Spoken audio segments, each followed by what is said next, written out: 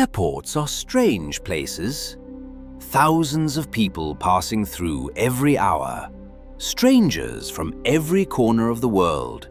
All moving, all distracted, all focused on where they are going. Nobody really paying attention to what is around them. And that is exactly what makes them dangerous. Because in a place where nobody looks twice at a stranger, something can move among the crowds completely unnoticed. Something can watch you from across a terminal. Something can follow you through security. Something can sit down right next to you, and nobody around you will think anything of it. 3 people passed through airports they should never have entered. These are their stories. And the next time you are sitting alone in a terminal at 2 in the morning, waiting for a delayed flight, pay attention to who sits down next to you. Story 1. This is the story of Maya, a 29-year-old from Chicago, Illinois, who missed her connecting flight and was stranded alone overnight in a nearly empty airport terminal. When a man sat down across from her and began to describe her life to her, her name, her hometown, her family, things no stranger could possibly know. And when she moved gates to get away from him, he was already there, sitting, waiting, as if he had known exactly where she was going before she did. My name is Maya. I am 29 years old. I live in Chicago, Illinois. I travel for work several times a year. I am comfortable in airports. I know the routines, the rhythms, the particular kind of exhausted loneliness that comes with a long layover. I thought I had seen everything airports had to offer. This happened 14 months ago on a Tuesday night in February. I missed a connecting flight by 11 minutes. Weather delays on the first leg. The gate had already closed when I arrived breathless at the jetway. The next available flight was 7 hours away. The terminal was nearly empty by then. Most of the shops closed. A handful of other stranded passengers scattered across the seats. The particular fluorescent quiet of an airport at midnight. I found a seat near my new gate, plugged in my phone, opened a book. Around 1 in the morning, a man sat down across from me, middle-aged, nondescript, the kind of face you would not remember 10 minutes after seeing it. He did not have any luggage, no bag, no carry-on, no phone in his hand, just sat down and looked at me. I looked back at my book. "You are Maya," he said. I looked up. He was watching me with an expression I could not read. Not threatening, not friendly, just steady, like someone who had been waiting to say something for a very long time. "Do I know you?" I said.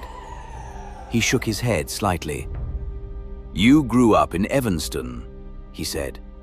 "Your mother's name is Carol. You have a younger brother named Daniel. You are afraid of elevators, but you take them anyway because you refuse to let it show." I closed my book. My heart was beating very fast, and I was trying not to let that show either. "Who are you?" I said. He tilted his head slightly. "You should not have taken this job," he said. "The one in Seattle. You know that already. You have known it since the first week." I stood up, gathered my bag, walked to the far end of the terminal without looking back. I found another cluster of seats near a different gate, sat with my back to the wall, watched the direction I had come from. He did not follow. I did not see him stand up, did not see him walk away, did not see him go anywhere. When I looked back at where we had been sitting, the seats were empty. I told myself he had simply left while I was walking away. Rational. Possible. I sat with my back against the wall and waited for my flight. At 3 in the morning, I needed to use the restroom. I walked to the nearest one. Checked the terminal in both directions before going in. When I came out, he was sitting at my gate. The gate I had moved to. The gate I had chosen at random from the empty terminal. Sitting in the seat directly beside where I had left my bag. He looked up when I came out of the restroom, and he said the last thing he said to me. "You already know what you are going to do." I walked straight to the nearest airport employee, a cleaning staff member pushing a cart. I asked him to walk with me back to my gate. He looked confused, but he came. When we got to the gate, the seats were empty. My bag exactly where I had left it. No man. No sign of anyone. The cleaning staff member looked at me with concern and asked if I was okay. I said yes. I quit the Seattle job 3 weeks later. I had known since the first week that it was wrong. I have never told anyone how I knew it was time to leave. I think about him sometimes, the way he said those things, not like someone who had researched me, not like someone showing off what he knew, like someone delivering information I already had, like someone reminding me of things I had been trying not to hear. I still travel for work, but I never sit alone in an empty terminal at midnight anymore. And I never ignore the things I already know. Story 2. This is the story of Connor, a 34-year-old from Boston, Massachusetts, who noticed a woman watching him in the security line. The same woman at his gate. The same woman on his flight, sitting 3 rows back. And when he landed and collected his bag at baggage claim, she was standing at the exit, waiting, as if she had not been on the same plane at all, as if she had arrived before him. And what she put in his hand as he walked past her led police to uncover something that should never have made it through security. My name is Connor. I'm 34 years old. I live in Boston, Massachusetts. I fly maybe 8 to 10 times a year. Business travel mostly. I am the kind of traveler who moves efficiently, head down, headphones on, minimal interaction. I notice things though. Occupational habit. I work in risk assessment. Noticing things is what I do. This happened 9 months ago on a direct flight from Boston to Atlanta. I was in the security line at 6:30 in the morning, early flight, half awake, moving through the routine on autopilot. That is when I noticed the woman. She was 2 people behind me in the line, 40s, dark coat, no expression, looking directly at me. Not the distracted glance of someone passing time in a slow line. Focused, deliberate, the kind of looking that has intention behind it. I looked away, moved through security, collected my things. I found my gate and sat down. She was already there, sitting 3 seats down from the only available outlet in the gate area, which was where I always sat, still watching me. I moved to a different seat, kept her in my peripheral vision. She did not move, did not take out a phone, did not open a bag, just sat, occasionally glancing in my direction. I told myself she was just an odd person. Airports are full of odd people. I put my headphones in and focused on my laptop. When they called boarding, I joined the line. I looked back once. She was at the end of the line, still watching me. I found my seat, window seat, row 7. When the boarding settled, I looked back through the cabin. She was in row 10, middle seat, looking toward the front of the plane, toward me. The flight was 2 hours and 15 minutes. I did not sleep, did not fully focus on my work. Every time I shifted in my seat, I was aware of her 3 rows back. We landed, deplaned. I moved quickly through the terminal toward baggage claim. I did not look back. At baggage claim, I found my carousel and waited. The bags started coming through. I spotted mine and reached for it. Someone touched my arm. I turned. She was standing directly beside me, which was not possible. She had been behind me on the plane, behind me deplaning. I had moved quickly through the terminal. She should not have been at baggage claim before me. She should not have been standing beside me. She pressed something into my hand, a folded piece of paper. Then she turned and walked toward the exit doors. By the time I looked down at the paper and looked back up, she was gone. Through the exit doors and gone. I unfolded the paper. A row of numbers, a gate number, a flight number, a time, and one word written underneath. Look. I stood at baggage claim for a long moment. Then I walked to the nearest airport security officer and handed him the paper. I told him what had happened. He made a call. 2 more officers arrived within minutes. They asked me detailed questions about the woman, what she looked like, what she had been doing, where she had sat on the plane. They did not tell me much, but they detained another passenger from my flight, a man in row 14 who I had never noticed. They searched his carry-on. I was interviewed for 2 hours. An officer finally told me that what they found in that man's bag should not have made it through security. He would not say more than that. I asked about the woman.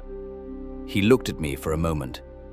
He said there was no record of a passenger matching her description on my flight. I fly the same route twice a month.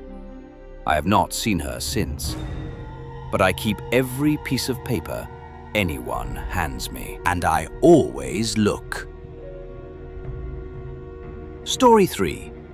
This is the story of Diane, a 41-year-old from Portland, Oregon, who was waiting for an international flight when she noticed a child sitting alone in the terminal. No parents, no guardian, just a small girl sitting perfectly still, watching the crowds. For 2 hours, Diane watched her. Nobody came for her. Nobody noticed her.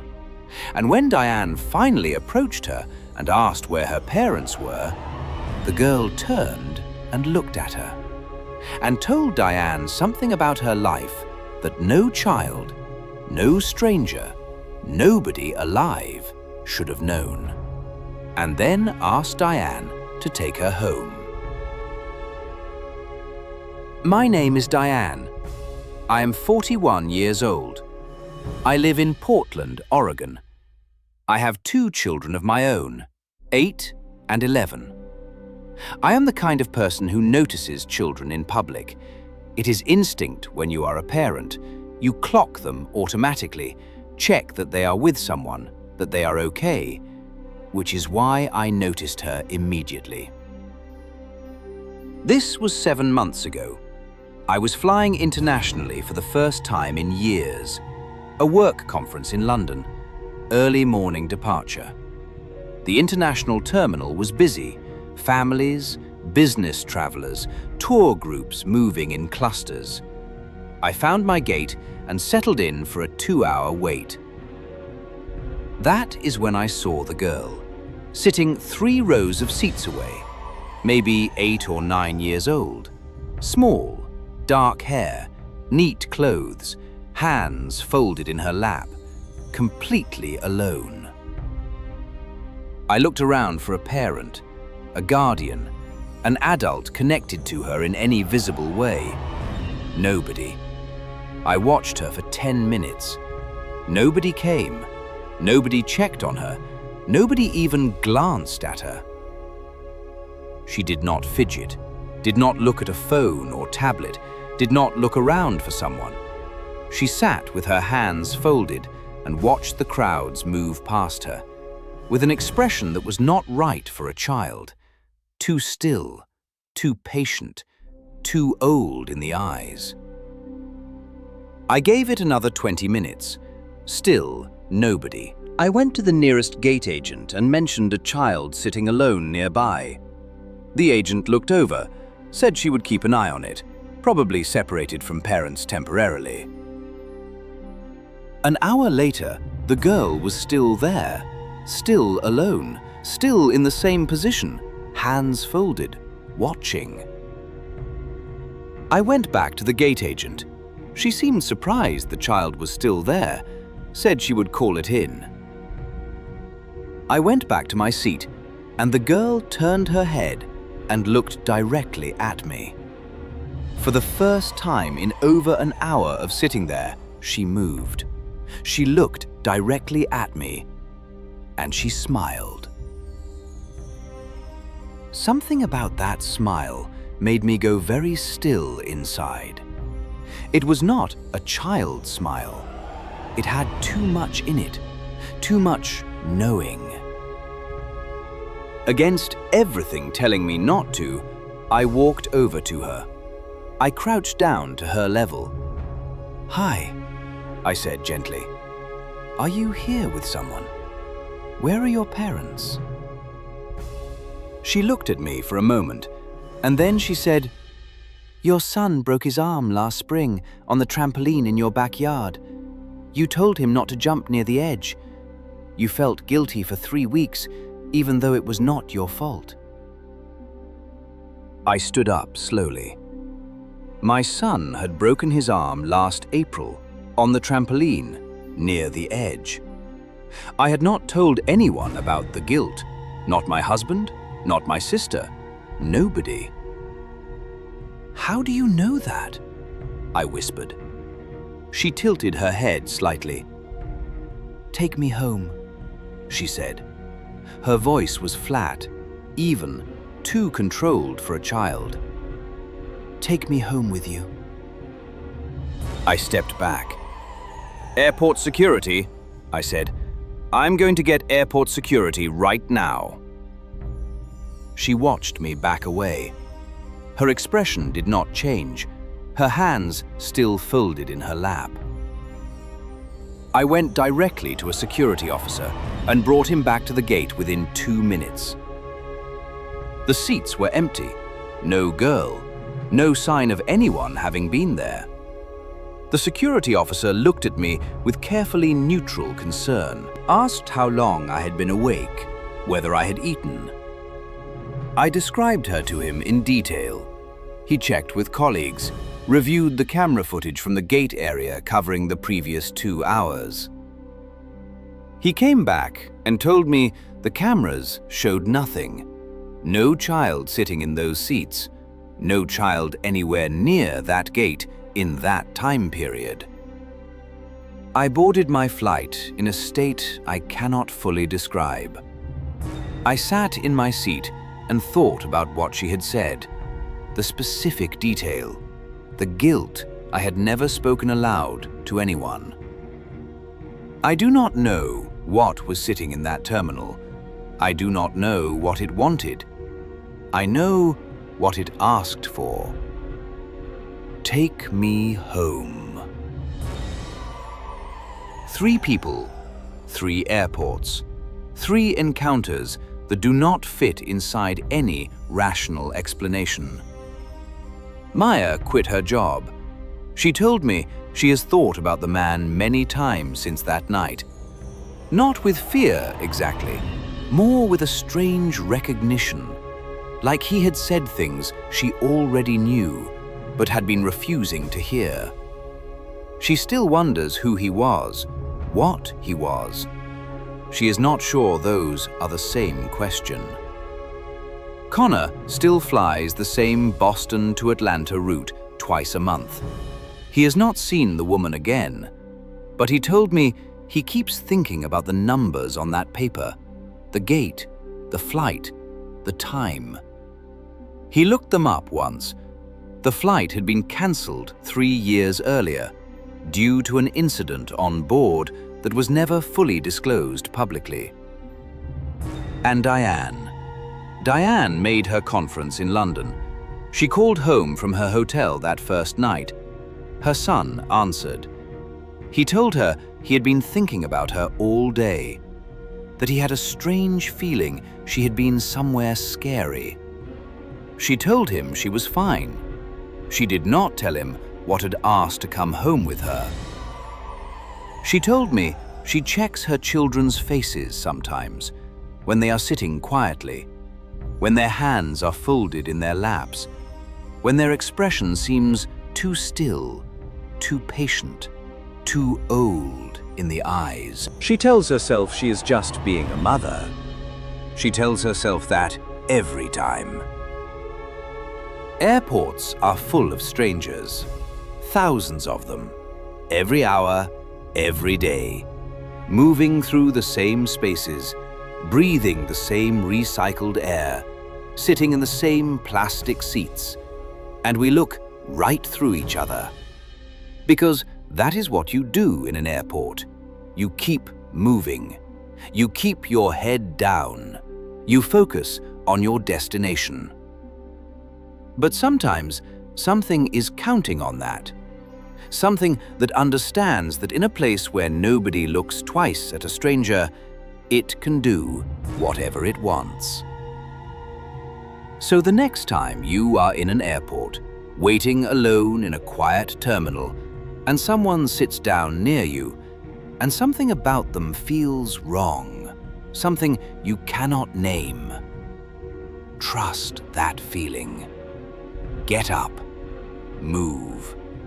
And whatever they say to you as you walk away, whatever they know about you, whatever they ask of you, keep walking. Good night.